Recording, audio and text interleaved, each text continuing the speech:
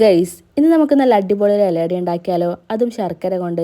അതിനായിട്ടൊരു പാത്രത്തിലേക്ക് ഒരു 5-6 പീസ് ശർക്കരയും 1.5 കപ്പ് വെള്ളം ഒഴിച്ചിട്ട് ഈ ശർക്കര അലിയുന്നത് വരെ നന്നായിട്ടൊന്ന് തിളപ്പിച്ചെടുക്കാം. ഇനി ഇതൊന്ന് അരിച്ചെടുക്കാം.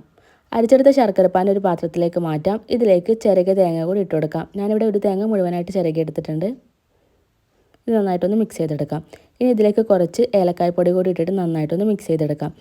ഇപ്പോൾ ശർക്കര പാനൊക്കെ നന്നായിട്ടൊന്ന് കുറുകി വന്നിട്ടുണ്ട്. ഇനി നമുക്ക് ഫ്ലെയിം ഓഫ് ചെയ്യാം. നമ്മുടെ ഇലയുടെ ഫില്ലിംഗ് ഇവിടെ റെഡി ആയിട്ടുണ്ട്. ഇനി ഇലയുടെ ഉണ്ടാക്കാനായിട്ട് തുടങ്ങാം. ഞാനിവിടെ ഇലയൊക്കെ കട്ട് ചെയ്തിട്ട് കഴുകി തുടച്ച് വെച്ചിട്ടുണ്ട്. അതുപോലെ തന്നെ അരി സെറ്റാക്കിയിട്ടുണ്ട് കേട്ടോ.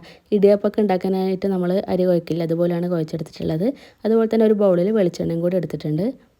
ഇനി സിമ്പിളായിട്ട് ഇലയടക്ക് പരത്തിയെടുക്കാനുള്ള രൂപം ഞാൻ പറഞ്ഞുതരാം. അതിനായിട്ട് ആദ്യം തന്നെ 2 ഇല എടുക്കുക. എന്നിട്ട് അതിലേക്ക് 2 നമുക്ക് വെളിച്ചെണ്ണ തടവി കൊടുക്കാം. എന്നിട്ട് ചെറിയൊരു ബോളാക്കി എടുക്കാം.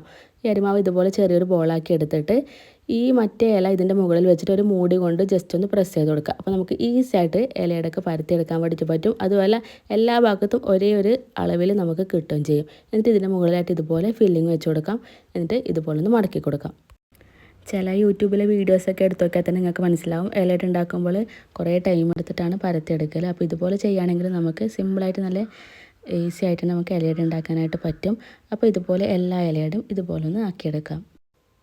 ഇനി ഈ ഇലയുടെ എല്ലാം ഒന്ന് വേവിച്ചെടുക്കാം. അതിനായിട്ട് ഞാനിവിടെ ഒരു സ്റ്റീമർ വെച്ചിട്ടുണ്ട്. അടിയിൽ കുറച്ച് വെള്ളം ഒഴിച്ചിട്ട് വെള്ളം തിളച്ചപ്പോൾ അതിൽ മുകളിലായിട്ട് നമുക്ക് ഓരോ ഇലയുടെയും ഇട്ട് കൊടുക്കാം.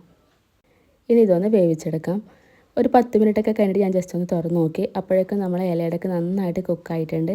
ഇത് എങ്ങനെയാണ് വെന്തിരുന്ന് മനസ്സിലാവുകയെന്ന് വെച്ചാൽ നമ്മൾ ഇല മാറ്റിയിട്ട് ജസ്റ്റ് ഒന്ന് തൊട്ട് നോക്കിയാൽ മതി. അപ്പോൾ നമ്മളെ കയ്യിൽ ഒട്ടിപ്പിടിക്കുന്നില്ലെങ്കിൽ സംഭവം റെഡി ആയിട്ടുണ്ട്. അപ്പോൾ നമ്മൾ ഇലയുടെയൊക്കെ നമ്മൾ ഒരു പ്ലേറ്റിലേക്ക് മാറ്റിയിട്ടുണ്ട്. ഇതാക്കാൻ നല്ല അടിപൊളി ഇലയുടെ ഇവിടെ റെഡി ആയിട്ടുണ്ട്. അപ്പോൾ എല്ലാവരും ഒന്ന് ഇതുപോലെ ഒന്ന് ട്രൈ ചെയ്ത് നോക്കാം. താങ്ക്